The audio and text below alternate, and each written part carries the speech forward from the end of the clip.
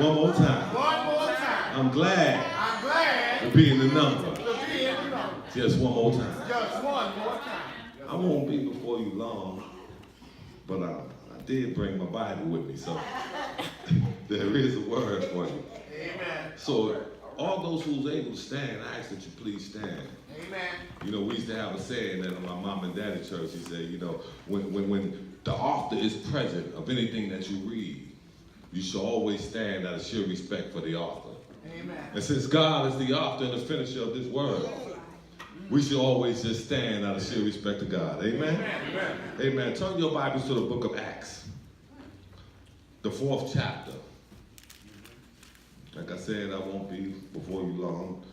The 4th chapter, and we're going to read starting at the 31st verse. Amen? When you got it, say, I got it. If you need more time, say, hold up. Hold up. That's Acts, the 4th chapter. In the 31st verse. Start at the 31st verse. Amen? Amen. And it reads as follows. And when they had prayed, the place was shaken where they were assembled together. And they were all filled with the Holy Ghost. And they spake the word of God with boldness. And the multitude of them that believed were of one heart and of one soul. Neither said any of them that aught the things which possessed was his own.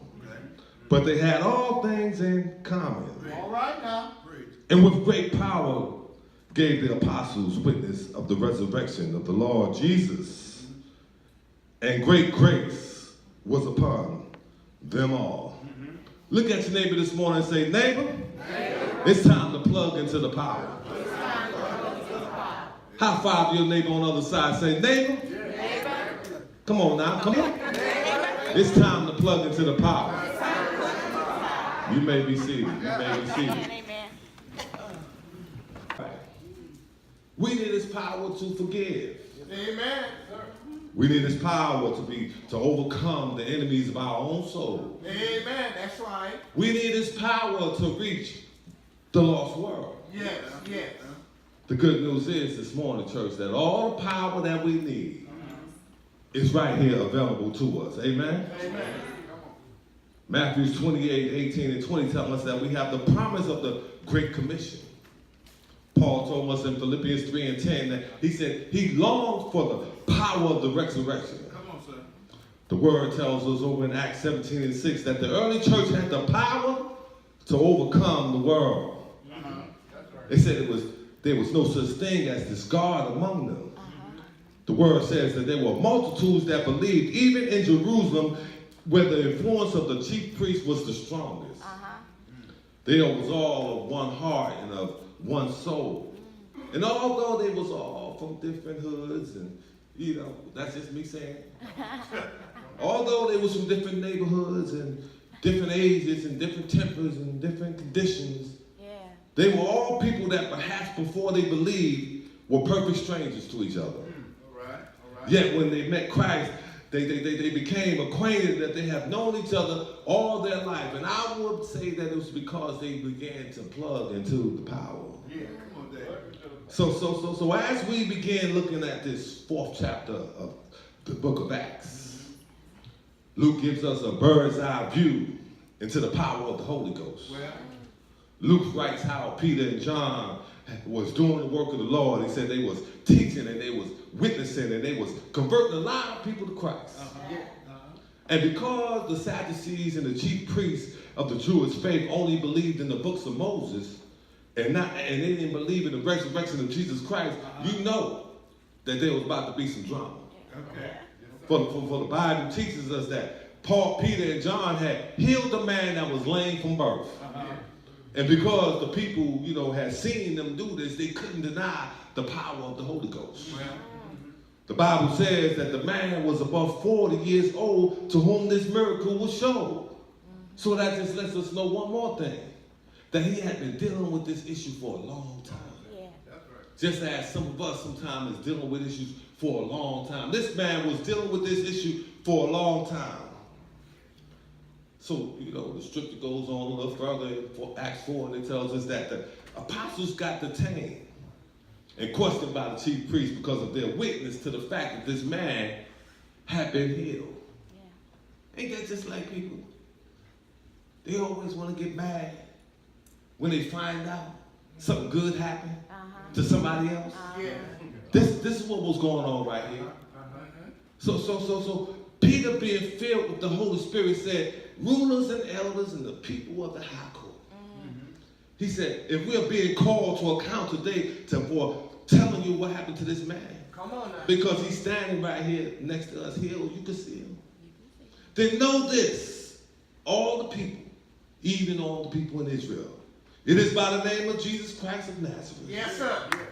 whom you crucified, All right now. Whom you crucified. whom God raised from the dead, Yeah. Come on. that this man stands before us healed today. Yes, Lord. Thank you. You know Jesus. He's the stone that the builders rejected, Yeah. who has become the cornerstone. They say salvation is found in no one else.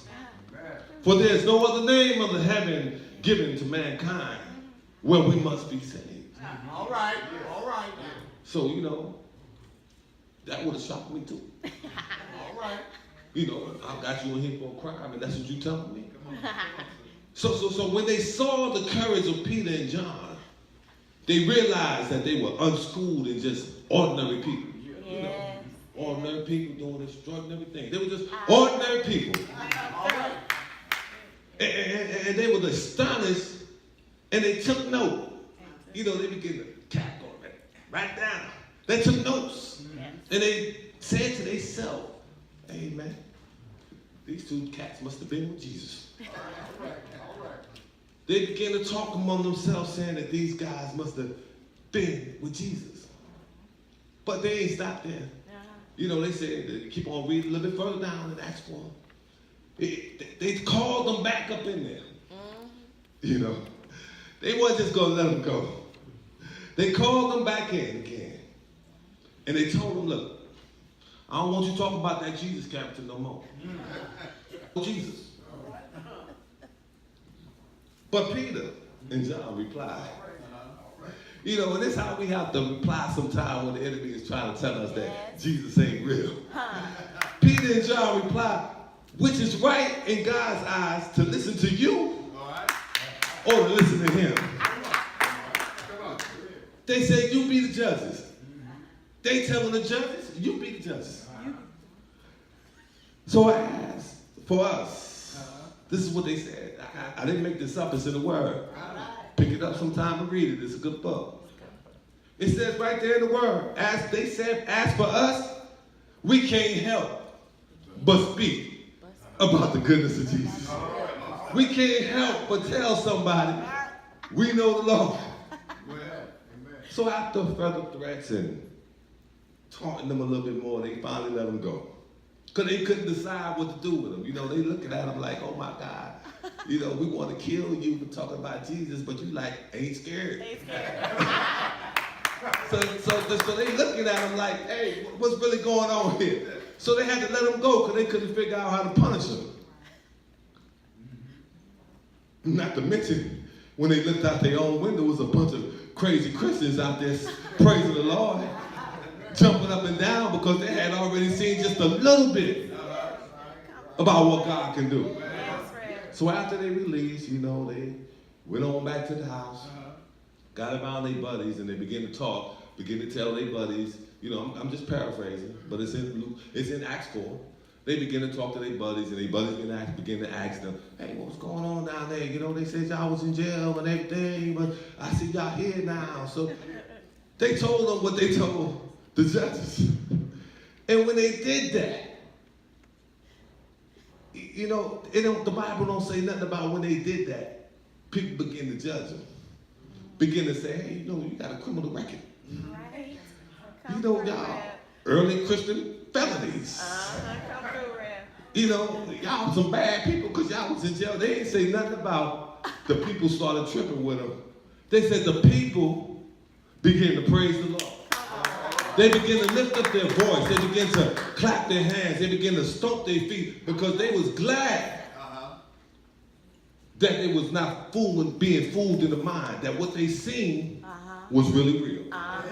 Because you know, sometimes we can see stuff and we still won't believe it. That's right. It'll fly right on past your head and you be like, but it's real. So like I said this morning, you know, I ain't gonna be here long. But I do have a word. So I stopped by this morning to tell you this one good news. That when you feel all alone, that when you feel like you are going through some trials and tribulations, all you got to do is plug into the power. So I'm looking around the audience and I can see people looking. And I can see somebody saying they mouth, well, sir, how can I plug into the power? I'm glad you asked. How can this great power of God be mine? How can I get enough power to stand when all my world and all my life is seemed upside down? How can I get enough power to carry me through a storm? The first thing I would suggest is that we begin to plug into the power of prayer. For the Bible says that, and when they had prayed, the place was shaken and they were filled with the Holy Ghost and they spake the word of God with boldness. So perhaps they prayed in turn. You know how we do in church. You know, you go first. No, I go first. So perhaps they prayed in turn according to their customs. Now, I would imagine though that the shaking of the place was designed to shock or awe in them or to kind of like surprise them.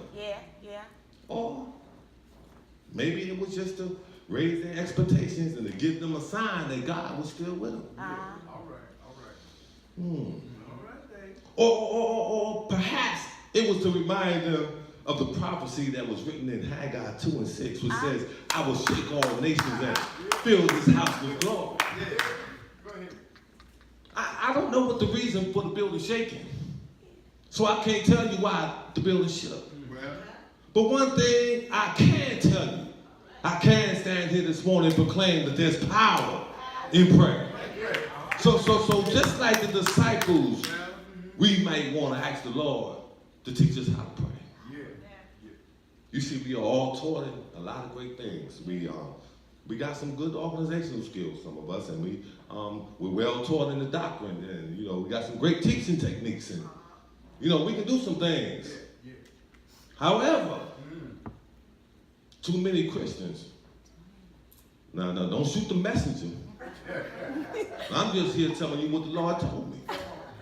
Too many Christians are illiterate in the school of prayer. I'm not talking about Lee's Crossroads. I'm not talking about y'all. But too many Christians are illiterate in the school of prayer. You know, some of us come to God like he's a spiritual Santa Claus. You know, we asking him for things and, you know, I want this and I want that. You know, never realizing to yourself, you know, that, hey, maybe I'm asking for the wrong thing. So we never come to the understanding for ourselves that there's power in prayer. Never coming to the realization that prayer brings us into a relationship with God. That prayer brings the Holy Spirit. That prayer brings boldness to telling others about God. Prayer helps us stay connected to the power source.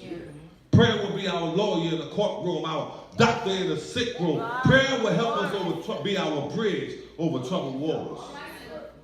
Prayer will keep us looking unto him who's the author and the finisher of our faith. A songwriter once penned, I was weak and weary. He said, I had gone astray.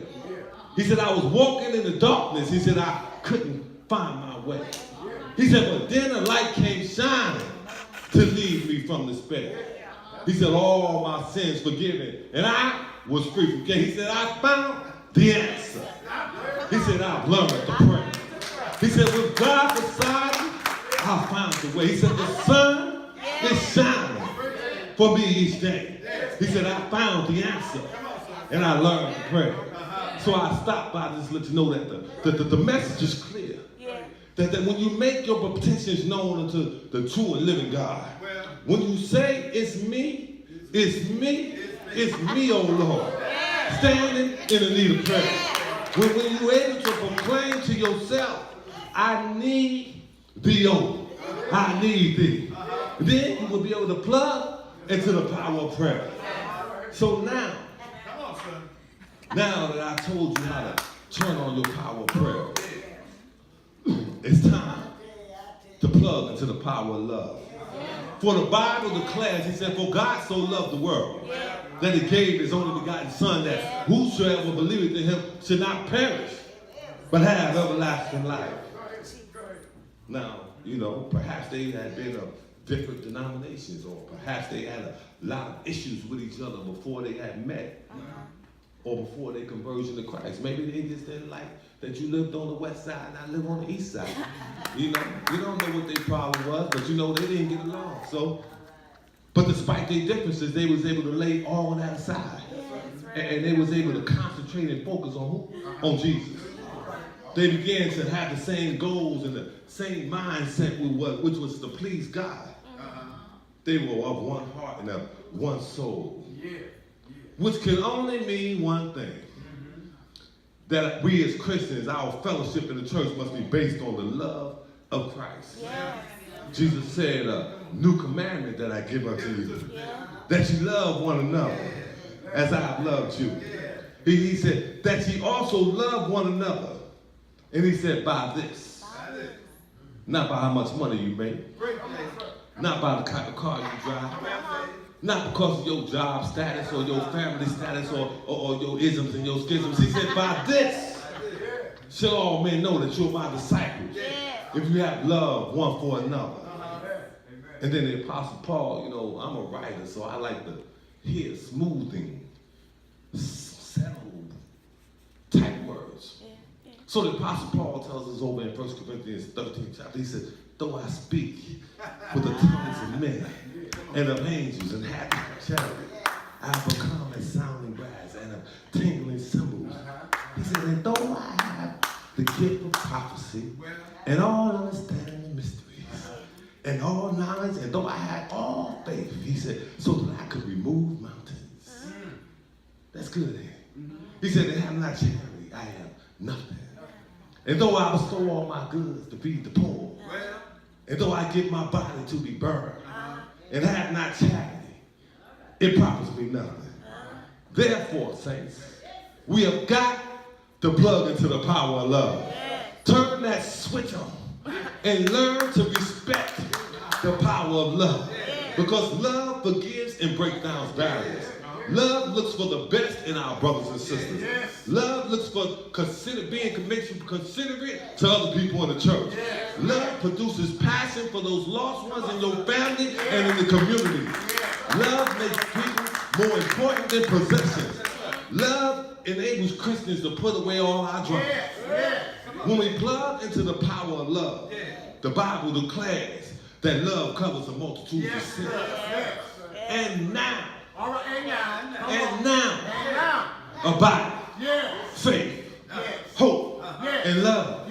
These three, but the greatest of these is love. You see, I don't know about you, because I ain't always been a preacher. I don't know about you, because I ain't always been a Christian. I don't know about you, because I don't always get everything right. I don't know about you, because, you know, like the songwriter wrote, I'm about to lose my mind. Up in here, up in here.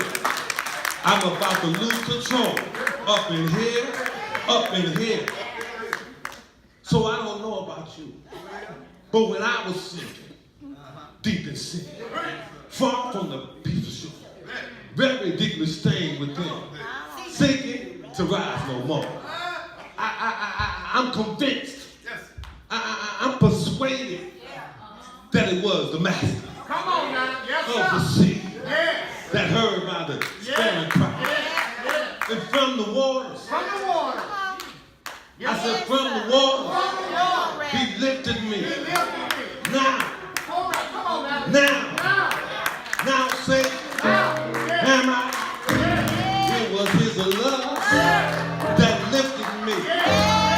It was his love that lifted me.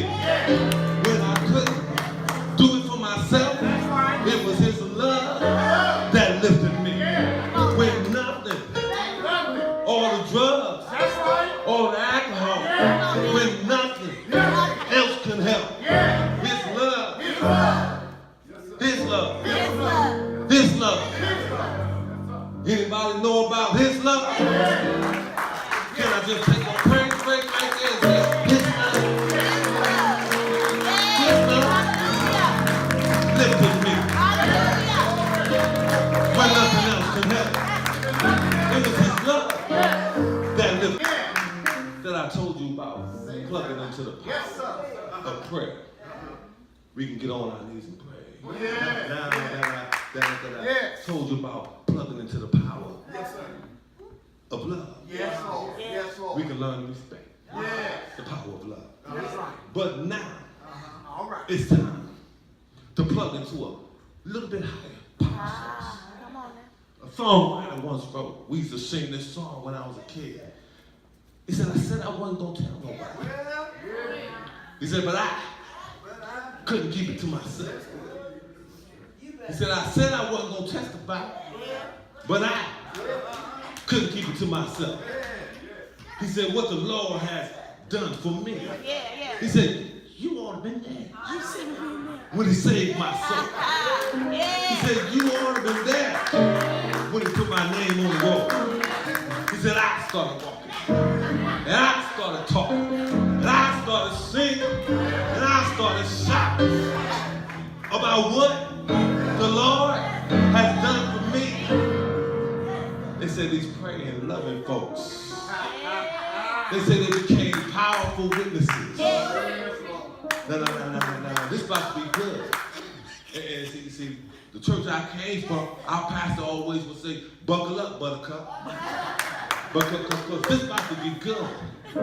He said they witnessed to the fact that they whipped them all night long. They witnessed to the fact that they hung high and they stretched them wide. Yet he never said a mumbling word. They witnessed to the fact that they put him in the ground, but he got up on the third day with all power in his hands. So we, as born again believers, it's our job to tell somebody about the goodness of Jesus. We must be able to tell somebody that God can do anything but fail. Because when you plug into the power, you'll be able to tell somebody, you know, when I was in a world of sin, Jesus took me in.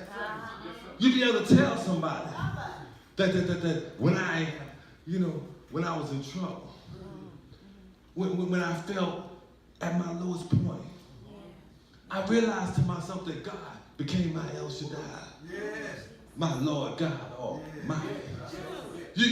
When you plug into the power, you could become a witness to the fact that when I didn't have a dime. When I didn't have a dime in my pocket, God became my Jehovah Jireh. He was my provider. When you plug into the power, you could become a witness to the fact that when the enemy was on your track, trying to turn you back, God became your Jehovah Nissi, your protector. The time is now. This is where we at. We look around America. We see all this drama going on. The time is now. You don't have to continue walking in the darkness. You can plug into the power, and God, who is the CEO of this world, will give his holy angels charge over you to keep you in all your ways. So you can plug into the power in the God of love. Your life won't be the same. Your life will begin to show that it is truly in God you trust. You can plug into the power of witnessing and allow your test, allow those things you go through to become your testimony. Amen. We can plug into the power. Come on, son. God is waiting there for us to plug into the power. All we have to do is turn on a few switches. You know how you go in the house and you're trying to save energy, so you only turn on one light. So you ain't got no high power bill. But this is not the time not to have a high power bill. Come on now. This is not the time to say that I'm going to cut back on energy. This is not the time to say that I don't want all that power going to the house. This is the time when you need that power. Yes, sir. Bring it up, right? Plug it in. Now, here we go. Plug it in. Now, I'd be wrong. Yeah. I'd be wrong if I left this pulpit this morning without telling you the most important power source that you might need. So now, It's time to open up the breaker box. Come on. It's time to plug in your extension cord. But it's time to plug into the power. But not just any old power. Yeah, right. It's time to plug into the power of the Holy Ghost. What? Come through, Red. It's time to plug into the power of the Holy Ghost. Yes. Because the Bible declares, it said, but ye shall receive power Yes, sir. after the Holy Ghost has come upon you. Yeah, yeah. And ye shall be witness unto me, both in Jerusalem and Judea and Samaria and to all the utmost parts of the earth. The Holy Ghost will give you the power to love your enemies. Give you the power to become more than just a conqueror through Christ who strengthens you. Yes. The Holy Ghost power is that help. That will help you mount up with wings of eagles. It'll help you run and not faint. Come on. Teach. This is the power I'm talking I about. like it. I like it. The Holy Ghost power will see you through your ups and downs. So when you find yourself on the edge of despair, Well, all you got to do is say, Lord, God Almighty, fill me up with your Holy Spirit. God Almighty, I'm in need of your power. So Lord, fill me up. Let me overflow. Yes. I need your power come on, then. in order to walk right. I need your power in order to love right. Yes. I need your power to be able to get along with my neighbor. Lord, I need you to let your Holy Ghost fall on me every hour. I need you to let your spirit just fall on me. Fill me up, Lord. Don't stop till I get enough. He said, don't stop till I get enough. Because I need to be plugged into that power. When I find myself losing my mind, I need to be plugged into the Holy Ghost power. Yes, When sir. all my friends have left me, I need to be plugged into your Holy Ghost power. Yes, sir. When I can't do those things I need to do, I need to be plugged into your power. Yes, sir. So Holy Ghost, Holy Ghost, Holy Ghost. sit down on me. Holy Ghost, sit down on me. Stay on top of me, Lord, until I get it right. Stay on top of me, Lord, until I become what you want me to be. Sit on me, Lord. Sit on me until I get to the place you want me to be. And when I get there, Lord, I'm going to need just another joke power so that I can walk in places that you send me, oh Lord. So Holy Ghost power, I said Holy Ghost power, fall on me. Let your spirit fall on me. Glory to God. Thank you, Jesus. Thank you, Jesus. Yes. Thank you, Jesus. Anybody else can hear me a little power? Anybody else can hear me a little power? I tell you today that you ain't got to have a deficit. You ain't got to be lacking. All you got to do is plug into the power. Now, for some of us, we might be saying to ourselves, well, if I plug into the power, how do I know that I won't get electrocuted? I don't know what you're going through, but I do know this, that there's power, wonder-working power in the blood of the Lamb. So when you plug into the power, you become an heir to that power. You become a co-CEO of your own power company. Stop having a pity party for yourself and plug into the power. So when it's all said and done, when you're all said and done, you can be able to say to yourself, you can look yourself in the mirror and you can say, look where he brought me from. He brought me out of darkness into the marvelous light. Yes, sir. Look where he brought me Yes, from. sir. So I tell you today, it's time All right. to plug Yes, sir. into the power. Yes, sir. Not just any power. Come on. Not no bootleg power company. Not the type of power company that won't give you power because you ain't paying your bill. Because your faith levels the playing field. Oh, glory to God. You become connected to the ultimate power source. He said his blood reaches to the highest mountain. And they said it flows to the lowest valley. They used to say it's the blood that gives you strength. The blood that gives you power. The blood that teaches you how to love. The blood that teaches you how to forgive. The blood, they said it would never lose its power. Then them old grandmas that used to sit on the front row of my mom and daddy church. They will always end off by saying, son, have you any rivers that seem uncrossable? And have you any mountains to climb? He said, God. They used to say, great God from Zion. He said, God specializes in things. All your little problems, all your little issues, your little money issues. You know your bank account ain't bigger than God's bank account. Ain't no need to worry about money. I seen rich people grave the same size as poor people grave. So if you hold it on too tight, you might want to let go. Because you can't plug into the power of love when you love money more than you love God. You can't plug into the power of love when you love people more than you love God. It is because of God that we have our being.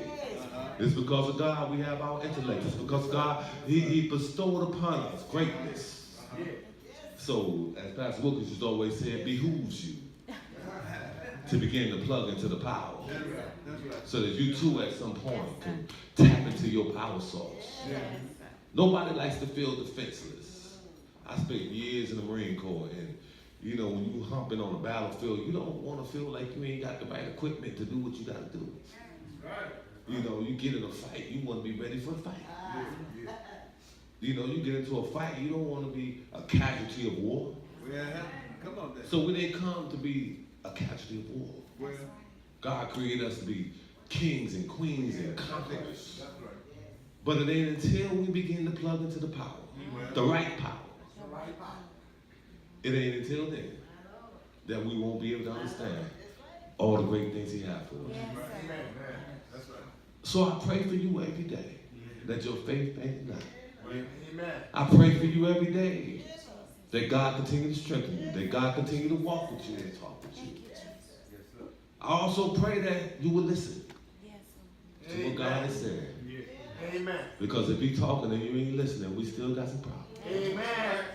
So I pray that you also listen to what the Word tells you. Listen to what God is telling you. And understand to yourself that you can plug into the power. Amen? Amen.